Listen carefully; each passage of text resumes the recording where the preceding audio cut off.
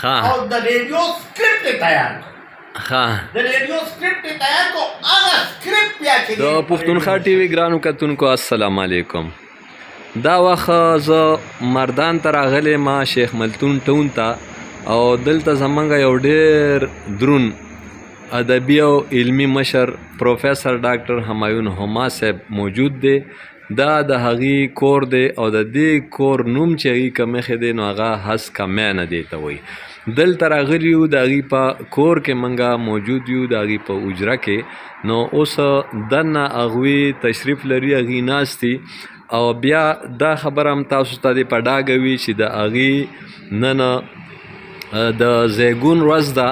او د هغې عمر چې دی نو هغه 78 کاله نن پوره شو. نو په دې خاص موقع باندې یو خو موږ د هغې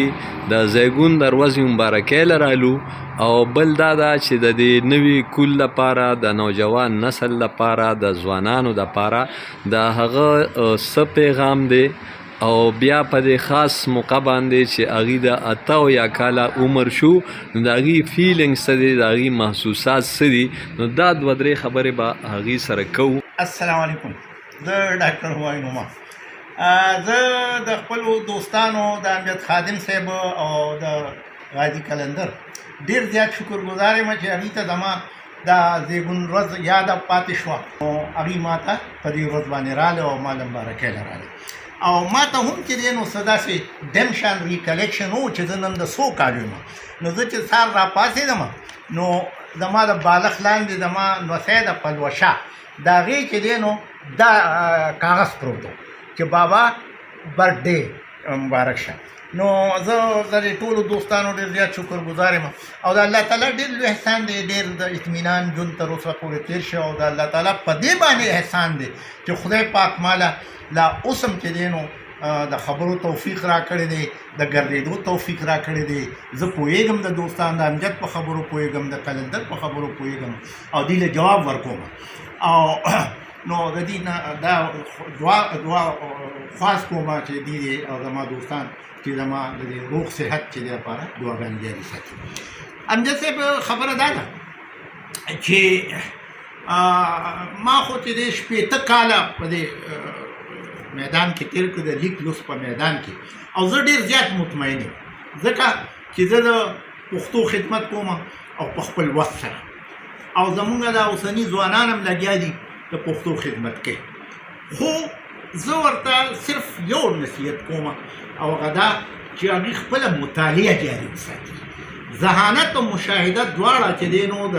مطالعه کې ورسره شامله دي که نه نو د هغې په لیک کې هغه اثر نه پیدا کېږي. نو د نوې نت دور د انټرنیټ دا دور چې راغلی دی د موبایل دا دور چې راغلی دی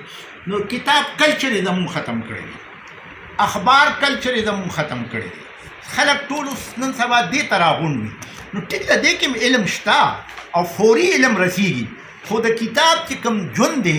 هغه دوامي وي نو د کتاب سره مینه ضرور پکار ده او د هغې زه مثال دا ورکوم چې یورپ په نټ باندې زموږ نه ډېر وړاندې راغلی دی خو د هغې باوجود هلته د کتاب اهمیت نه دی ختم شوی. خلک په ګاډي کې ناست دي کتاب راواخلي اخبار راوالي او هغه لولي. نو زه دې ته دا وایم چې تاسو د کتاب سره خپله مینه او خپل دا تعلق جاري وساري وساتئ. د پښتو ادب خدمت هم کوئ. بل داسې چل دی چې زموږ د پښتو کې لیکوال چې دی که نه دی چې تر څو پېښور شوي دي پېښور مراد دا دی چې پروفیشنل شوي ني هغه ته د خپل لیک باقاعده چې دی ریټرن او معاوضه میلاویږي نو هغه چې دی نو په خپلو خپو نشي ودرېږي. د هغې نتیجه دا راوخېږي چې کله زموږ یو لیکوال یا هنرمند چې کله د شهرت په بام باندې ولاړي نو هغه د خپل شهرت او د خپل چې دی نو نوم په دې خوشبویاتو کې ډوب ګرځي خو هغه ټول عمر همدغه خدمت کړي خو چې اخري عمر ته ورسي نو زه نومونه نه اخلم. تاسو یقین وساتئ چې هغوی سره بیا د خپل علاج دپاره هم پیسې دي. نو د دې لپاره زه سرکار ته هم درخواست کوم او نور اهمو خلکو ته هم چې هغوی د دې د مالی فائدې دپاره او د فاینانشل ایډ دپاره څه داسې ذریعه جوړه کړي چې هغه دې ته رارسي او دې ته زه دا نصیحت کوم چې تاسو د خپل عروج په زمانه کې زمونږ صرف قلم ما سره کوئ تر څو چې پروفیشنل شوي دی تاسو ورسره سره یو نور څه کاروبار هم چې په اخر کې د چا د لاس ته تاسو کېنوي. نو دغه زما یو څو خبرې دي او زه خو په خپل ژوند باندې مطمئن یم او ما چې دی نو 15 کاله استادي وکړه 2 کتابه مې ولیکل او زه پښیمانه نه یم او زه اوس به لګیا یم کوم او زما کتابونه خلک لولي م او زه د خپلو پښتو ژبې نه ډېر زیات په دې خوشحاله یم چې ما له نوم هم راکړی دی او زما چې دی نو مالي حیثیت یې ما ښه کړی دی خو ما اثر کړې نه ده چې دی نو د دې ګټه نو بس دغه زما ډاکټر صاحب لږ تکلیف په نور درکو شي او دوه خبرې نور وکړې تاسو خو ډرامه کې هم ډېر لوی نوم لرئ نو ډرامې په حواله راته دوه درې خبرې وکړې د پښتو ډرامې د بنیاد په حواله. پښتو ډرامه چې لکه موږ چې وختي څنګه خبرې وکړې زه د پښتو ډرامې په ترقۍ کې د ریډیو ډېر لوی لاس ګڼم.